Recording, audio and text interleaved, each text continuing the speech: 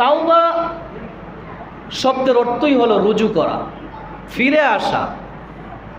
আল্লাহ রাব্বুল আলামিনের পক্ষ থেকে বান্দার প্রতি যত বড় বড় নিয়ামত আল্লাহ দিয়েছেন, এইগুলির মধ্যে অন্যতম বড় একটা নিয়ামত হলো তওবা।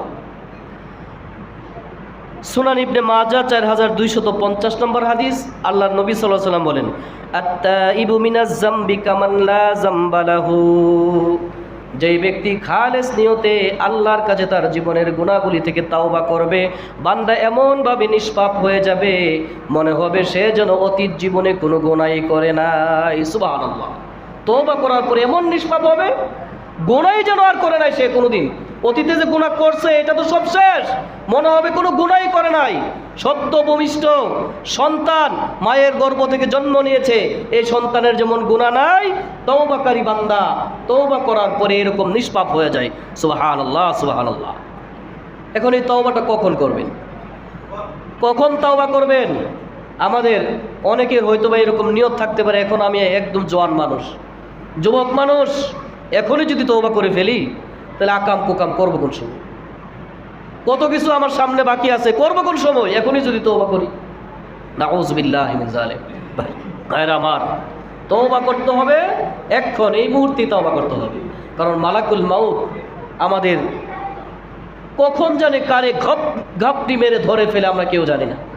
মসজিদ থেকে বাড়িতে ফিরে যেতে পারবো জীবিত অবস্থায়, এই গ্যারান্টি আমাদের কারণেই। এজন্য তাওবা করতে হবে এখনই। 24 ঘন্টা তাওবার দরজা আল্লাহ খুলে রেখেছেন। তবে একটা সময় আসবে যখন তওবার দরজা বন্ধ হয়ে যাবে। একটা সময় আসবে যখন তওবার দরজা বন্ধ হয়ে যাবে। আল্লাহর নবী বলেছেন, দুটি সময় এমন আছে যে সময়ে তওবা করলে তওবা কবুল করা হয় না। আসুন দুটি সময় কি আমরা জেনে নেই। 1 নাম্বার, মৃত্যুর গড়গড়া চলে আসলে। কথা ভালো করে বুঝেন, মৃত্যুর গড়গড়া চলে আসলে তাওবা করলে কোনো লাভ হবে না। আমাদের সমাজে অনেক সময় আমরা দেখি একটা মানুষ মৃত্যু শয্যায়, আহারে কথাবার্তা বলতে পারে না, জবানটা বন্ধ হয়ে গেছে। এমন সময় ইমাম সাহেবরে ডাইকা নেই, হুজুরে ডাইকা নেই, হুজুর অবস্থা খারাপ, একটু তওবা পড়াইয়া দেন। আল্লাহর নবী বলেন, মৃত্যুর গড়গড়া চলে আসছে আর এতদিনে তোমার তওবার কথা মনে পড়ছে, এখন তুমি তওবা করলে লাভ হবে না, এই তওবা তোমার কবুল হবে না। মানে তওবার তো ফিরে আসা, তো আপনি তো চলে যাচ্ছেন, ফিরে আসবেন কখন? আর তো শক্তি নাই আপনার, জবানটা বন্ধ হয়ে গেছে, উঠতে পারেন না, বিছানায় আপনি অপেক্ষা করছেন কখন শ্বাসটা বন্ধ হয়ে যাবে। আর এই সময় আসছেন তওবা করতে, ইমাম সাহেবরে নিয়া, হাফেজ সাহেবরে নিয়া, মুয়াজ্জিন সাহেবরে নিয়া তওবা করাবেন। আল্লাহর নবী বলেন এই তওবা কবুল হবে না। এখন বলতে পারেন, হুজুর আপনি কেমনে জানেন আল্লাহ কবুল করবো না করব?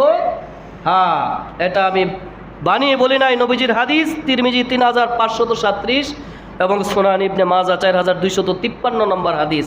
এখানে আল্লাহর নবী বলেছেন, ইন্নাল্লাহা ইউকবালু তাওবাতাল আবদি মা লাম ইয়াগারগার। মৃত্যুর গড়গড়া চলে আসার আগেও যদি তওবা করে কবুল করবেন আল্লাহ, কিন্তু গড়গড়া চলে এসেছে মানে মৃত্যু শয্যায় পতিত হয়ে গেছো তুমি, এই অবস্থায় যদি তওবা করো, এই তওবা আল্লাহ কবুল করবেন না, নবীর হাদিস। অতএব ভাইয়ের আমার, এই সময়টা আসার আগেই আমরা তওবা করে নিই। কারণ আমরা এখানে যারা উপস্থিত হয়ে গেছি, আমাদের এমন অবস্থা কারো নাই, কারো থাকলে আমরা আসতে পারতাম না, যেহেতু এসেই পড়েছি। অতএব এক্ষুনি আমরা তওবা করি আল্লাহর কাছে, ওই সময়টা আসার আগেই, যে আল্লাহ আপনি আমারে মাফ করেন, জীবনে যা করেছি ভুল করেছি আপনি আমারে মাফ করেন। ফিরে আসেন অন্যায়ের পথ থেকে, অপরাধের পথ থেকে ফিরে আসেন আল্লাহর দিকে, ফিরে আসেন রাসূলের দিকে, ফিরে আসুন জান্নাতের দিকে। সম্মানিত মুসলিয়ানি কেরাম, ফেরাউনকে যখন আল্লাহ তাআলা লোহিত সাগরের মধ্যে পানিতে ডুবায়া চুবায়া চুবায়া মারে, তখন ফেরাউনও কিন্তু তওবা করেছিল। ফেরাউন বলেছিল, আনা মিনাল মুসলিমিন, সূরা ইউনূস খুলে দেখেন, আনা মিনাল মুসলিমিন, আমি মুসলমানের অন্তর্ভুক্ত। আল্লাহ কই, কিসের তুই মুসলমান? তুই তো ওয়া কুনতা মিনাল মুফসিদিন, তুই তো টপ টেরর, সন্ত্রাস, কিসের মুসলমান তুই? আর এখন তোর মুসলমান হওয়ার সময় হয়েছে, আল্লাহ এখন টাইম ইজ ওভার, তোর সময় পার হয়ে গেছে, আর সময় নাই। এখন আর আমি তোর তওবা কবুল করব না, আমি তোকে চুবাইয়া মারবো এবং তোর প্রতিকৃতি রেখে দেব নব্য ফেরাউনরা দেখার জন্য, ইতিহাস থেকে শিক্ষা নেওয়ার জন্য। আমার বলতেছিলাম, দুইটা সময় তওবা কবুল হয় না। এক নাম্বার, মৃত্যুর গড়গড়া চলে আসলে আপনি তওবা করলে কোনো লাভ হবে না, এই সময় আসার আগেই আল্লাহর কাছে তওবা করতে হবে। 2 নাম্বার, যেদিন ভোরবেলায় পশ্চিম দিক থেকে সূর্য উঠবে, সাধারণত সূর্য ওঠে পূর্ব দিক থেকে, কিন্তু যেদিন পশ্চিম দিক থেকে সূর্য উঠে যাবে ওই দিন যদি কেউ তওবা করে সেই তওবা কবুল হবে না। এটা কিয়ামত, যেদিন পশ্চিম দিক থেকে সূর্য উঠবে এটা কিয়ামতের আলামতে কুবরা, বড় আলামত, কিয়ামত হয়ে যাবে।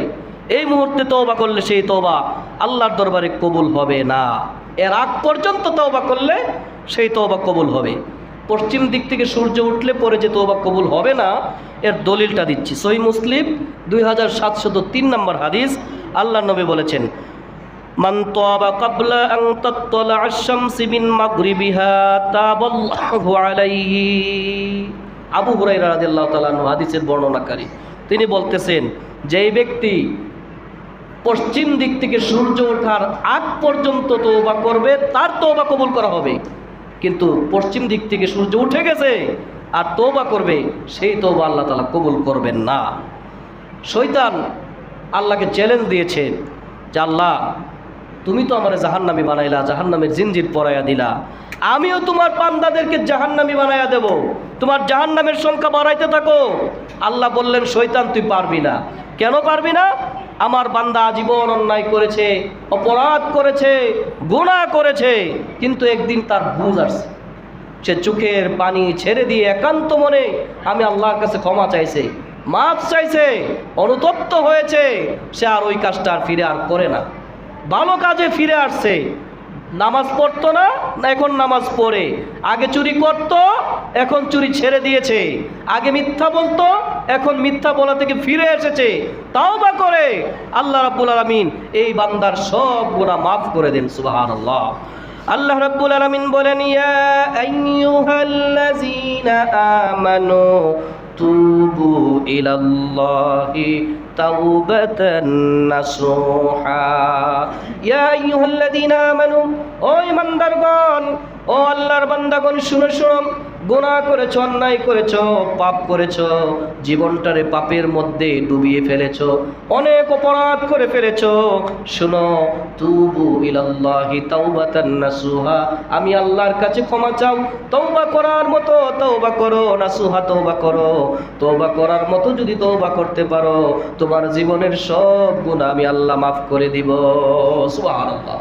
অন্যত্র আল্লাহ বলেন, লা তাকুনাতু মির রাহমাতিল্লাহ ইন্নাল্লাহা ইয়াগফিরুয যুনুবা জামিআ। বান্দারে, গুনাহ করতে করতে জীবনটারে নষ্ট করে ফেলেছো, হাই হতাশ করে কোনো লাভ নাই, বরঞ্চ ফিরে আসো, ফিরে আসো, তওবা করো, আমি আল্লাহর পথে চলে আসো।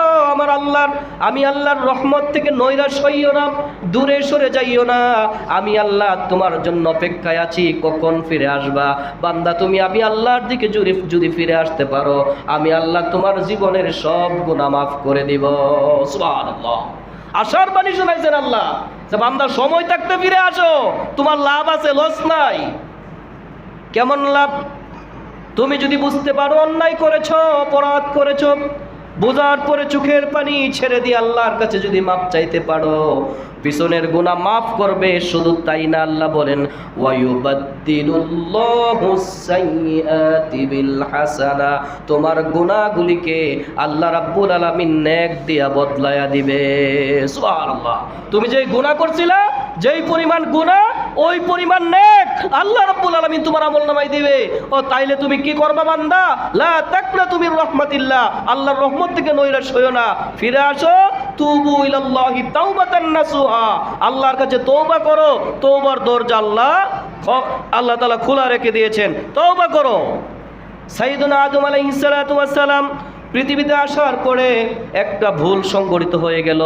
দুনিয়ায় আসার পরে শত শত বছর পর্যন্ত কাঁদলেন, কিন্তু ক্ষমা হলো না। তিনি বললেন, আল্লাহ কি করলে ক্ষমা পাবো আপনি আমারে শিখাইয়া দেন।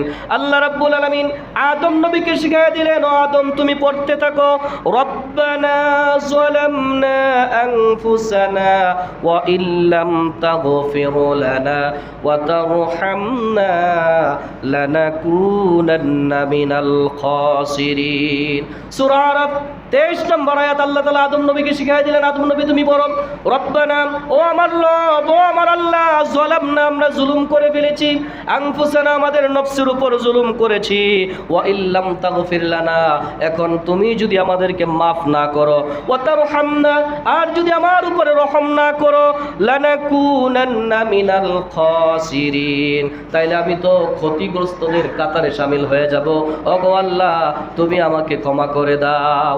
আল্লাহ শিখাইয়া দিলেন, আল্লাহর শেখানো কালেমা আদম নবী পড়ে আর আল্লাহ তাআলা আদম নবীকে মাফ করে দেন। সুবহানাল্লাহ।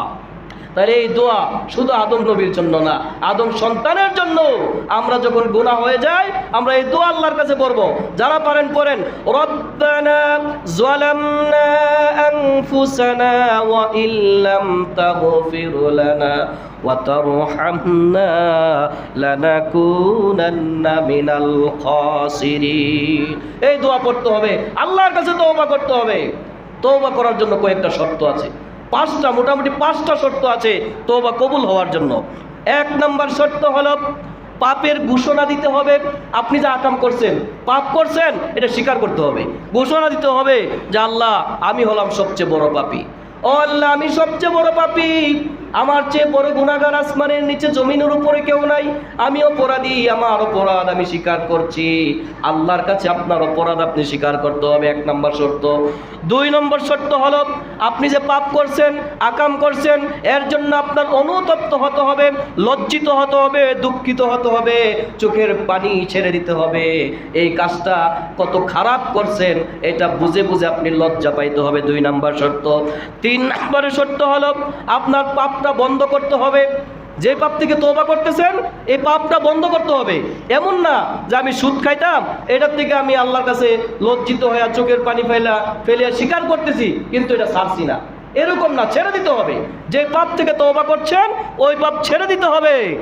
মাফও চাইতেছেন, পাপও চালাই রাখছেন, তাইলে হবে না, পাপটা ছেড়ে দিতে হবে। এটা হলো 3 নম্বরের শর্ত।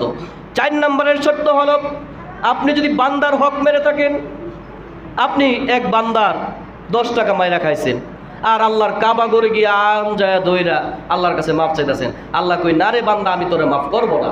বান্দার হক কঠিন, আপনি বান্দার হক মেরে খাইছেন, তার কাছ থেকে মাফ নিতে হবে, নতুবা তার জিনিসটাকে ফিরাই দিতে হবে, এছাড়া মাফ হবে না। এজন্য ভাইয়ের আমার এই ব্যাপারে অত্যন্ত সতর্ক থাকা দরকার। মানুষের হক মেরে খাওয়া এর চেয়ে বড় পাপ, শিরকের পরে এর চাইতে বড় পাপ আর কি হতে পারে? এটা আল্লাহ ক্ষমা করেন না। আল্লাহ ক্ষমা করতে পারেন না এরকম না, কিন্তু আল্লাহ ক্ষমা করেন না। আল্লাহ বলে দিয়েছে এটা তার হক, তার কাছ থেকে ক্ষমা নিতে হবে অথবা তাকে ফিরিয়ে দিতে হবে। এজন্য 4 নম্বরের শর্ত, বান্দার হক হলে ওই বান্দার কাছ থেকে ক্ষমা নিতে হবে অথবা তাকে ফিরিয়ে দিতে হবে। 5 নম্বরের শর্ত, পাপটাকে মন থেকে ঘৃণা করতে হবে। যে পাপ থেকে তওবা করলেন এই পাপটারে মন থেকে ঘৃণা করতে হবে, বাকি জীবনে আর এই পাপ করব না এই বলে ওয়াদা করতে হবে। এই 5টা শর্ত তওবার ক্ষেত্রে জুড়ে দেওয়া হয়েছে। যদি এই 5টা শর্তের আলোকে তওবা করতে পারেন, আল্লাহ রাব্বুল আলামিন বলেন সূরা তাহরিমের 8 নম্বর আয়াত, ইয়া আইয়ুহাল্লাযীনা আমানু তুবু ইলাল্লাহি তাওবাতান নাসুহা। ভুল করেছো, গুনাহ করেছো, অপরাধ করেছো, 5টা শর্ত মিলাইয়া রেখে যদি তওবা করতে পারো, তোমার এই তওবা কবুল করে জীবনের গুনাহগুলি ক্ষমা করে দিবেন কে? আল্লাহ সুবহানাহু ওয়া তাআলা। এজন্য তওবা করতে রাজি আছেন? তওবা করতে রাজি আছেন? অনেকে মনে করে তওবা করলে হুজুর লাগবো, হাফেজ সাহেব লাগবো, পীর সাহেবরে লাগবো না, কাউকে লাগবে না। তওবা করতে কাউকে লাগবে না, আপনি নিজেই যথেষ্ট। আপনি অনুতপ্ত হন, চোখের পানি ছাড়েন, সেজদায় পড়ে যান। আপনি আপনার রবকে বলেন, আল্লাহ আমার এই অপরাধ করেছি, আপনি আমারে ক্ষমা করে দেন, আমারে মাফ করে দেন, জীবনে আর কোনোদিন এরকম কাজটা করব না, বিশুদ্ধ অন্তঃকরণে আপনি আল্লাহরে বলেন। আপনি এই জন্য আল্লাহর কাছে বারবার বলবেন, দুনিয়ার কেউ জানতে হবে এরকম না, আল্লাহর কাছে আপনি বলবেন, নীরবে নিভৃতে চোখের পানি ফেলে ফেলে বলবেন, আল্লাহ আপনারে মাফ করে দিবেন। আর দৈনিক শতবার পড়তে থাকবেন, আস্তাগফিরুল্লাহ আস্তাগফিরুল্লাহ আস্তাগফিরুল্লাহ আস্তাগফিরুল্লাহ, আল্লাহ আমারে মাফ করে দেন, আল্লাহ আমারে মাফ করে দেন, আল্লাহ আমি ক্ষমা চাই, আপনি আমারে মাফ করে দেন। আস্তাগফিরুল্লাহ বারবার পড়তে থাকবেন আর অনুতপ্ত হয়ে লজ্জিত হয়ে আল্লাহর কাছে কান্নাকাটি করবেন। আল্লাহ তাআলা আমাদের সবাইকে তাওবা নসিব করুক। আমরা সবাই পড়ি আল্লাহুম্মা আমিন।